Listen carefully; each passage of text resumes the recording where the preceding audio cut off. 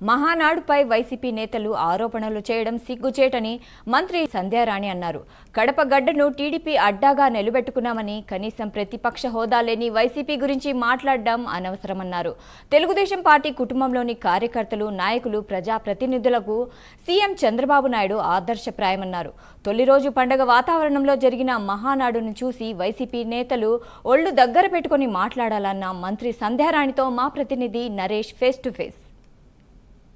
So Mahanadu తొలి రోజు పూర్తిగా విజయవంతమైంది. ఈ రోజు 6 అంశాల తీర్మానాలతో లోకేష్ ప్రవేశపెట్టినటువంటి ఏదైతే ఉన్నాయో 6 అంశాలను కూడా ప్రతి ఒక్కరు కూడా ప్రతిపాదించడం జరిగింది. కార్యకర్తల యొక్క పూర్తి స్థాయిలో కూడా ఎలాంటి సంక్షేమానికి సంబంధించినటువంటి అనేక అంశాల గురించి కూడా మాట్లాడడం జరిగింది. సో మంత్రి మనతో పాటు ఉన్నారు, సంధ్యారాణి, ఆయనతోనే మాట్లాడదాం. మేడం చెప్పండి, ఈరోజు లోకేష్ బాబు గారు ప్రవేశపెట్టినటువంటి 6 తీర్మానాలు ఉన్నాయి. అదేవిధంగా ఈరోజు తొలి నుంచి జరిగినటువంటి సన్నివేశాల గురించి మీరు కాస్త చెప్పగలుగుతారు?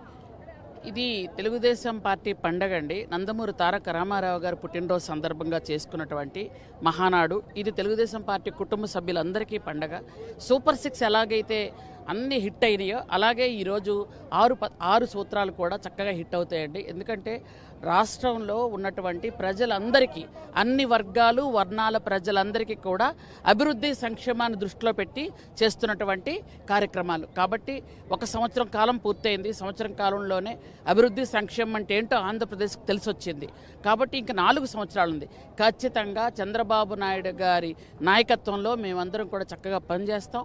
ముఖ్యంగా మంత్రులందరూ కూడా మాకు స్వతంత్రం ఉంది, స్వతంత్రంగా పనిచేయగలుగుతున్నాం.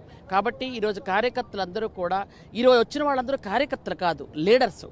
మండల పార్టీ అధ్యక్షులు, క్లస్టర్ ఇన్ఛార్జీలు, యూనిట్ ఇన్ఛార్జీలు, జిల్లా స్థాయి అధికారులు, రాష్ట్ర స్థాయి అధికారులు, ఇన్ఛార్జీలు, ఎమ్మెల్యేలు, ఎమ్మెల్సీలు, మంత్రులు అందరూ ఉన్నారు. ఈరోజు ఉన్న వాళ్ళందరూ కూడా, మేమందరం కూడా ఒక కుటుంబం. మేము మా కుటుంబం పెద్ద పిలిచినటువంటి ఒక ఫంక్షన్కి వచ్చాం. అందరూ సంతోషంగా వెళ్తాం. రాష్ట్రానికి ఖచ్చితంగా అభివృద్ధి సంక్షేమం 2 కళ్ళుగా ముందుకెళ్తాయి. రాష్ట్రం అభివృద్ధి పదంలో ముందుకెళ్తుంది. అయితే మహానాడికి భారీ సంఖ్యలో ఈరోజు తరలి వచ్చినట్టుగా తెలుస్తోంది. దాదాపు లక్షల సంఖ్యలో అనుకున్న ఎక్స్పెక్టేషన్ కంటే ఎక్కువ మంది రావడం జరిగింది. మరి రేపు ఎల్లుండి భారీ బహిరంగ సభ ఎలా ఉండబోతున్నాయి? ఇది కుటుంబ ఫంక్షన్ కాబట్టి ఇక్కడ తెలుగుదేశం పార్టీ కుటుంబ సభ్యులు రావాలి అని అంటే చిన్న స్థాయి నుండి పెద్ద స్థాయి వరకు కులమతాలు, వర్ణాలు, వర్గాలు భేదాలు లేకుండా అందరూ వస్తారు. ఈరోజు వచ్చిన వాళ్ళు 1,00,000 ఉండొచ్చు, రేపు 1,00,000 వరకు పైన రావచ్చు. కానీ ఎల్లుండి భారీ బహిరంగ సభకు 5 లక్షల మంది ఎక్స్పెక్ట్ చేస్తున్నాం. అంతకన్నా పైన కూడా రావచ్చు. ఎందుకంటే మా కుటుంబం అండి, 1,00,000 మంది సభ్యత్వం ఉన్న ఏకైక పార్టీ ఇది. 1,00,000 మంది వచ్చినా ఆశ్చర్యపోనక్కర్లేదు. మా కుటుంబం అంతా కలిసి సరదాగా మాట్లాడుకొని, తీర్మానాలు చేసుకొని, భోజనం చేసి సరదాగా వెళ్ళినటువంటి పండగ. ఈ పండగకి ఎవరైనా రావచ్చు. దీని మీద ప్రతిపక్షాలు కూడా కొన్ని ఆరోపణలు చేస్తూ ఉన్నాయి. ప్రతిపక్షం అసలు లేదు కదండి. ఎక్కడుంది ప్రతిపక్షం? 11 సీట్లు వచ్చినటువంటి పులివెందల పిల్లి ఈరోజు ఆ గడ్డ మీదే చేస్తున్నాం. ఈరోజు ప్రతిపక్షం ఎక్కడుందో? ప్రతిపక్ష హోదాయే లేదు వాళ్ళకి. వాళ్ళ ప్రతిపక్షం ఏంటి అని అవుతారు ఎవరైనా?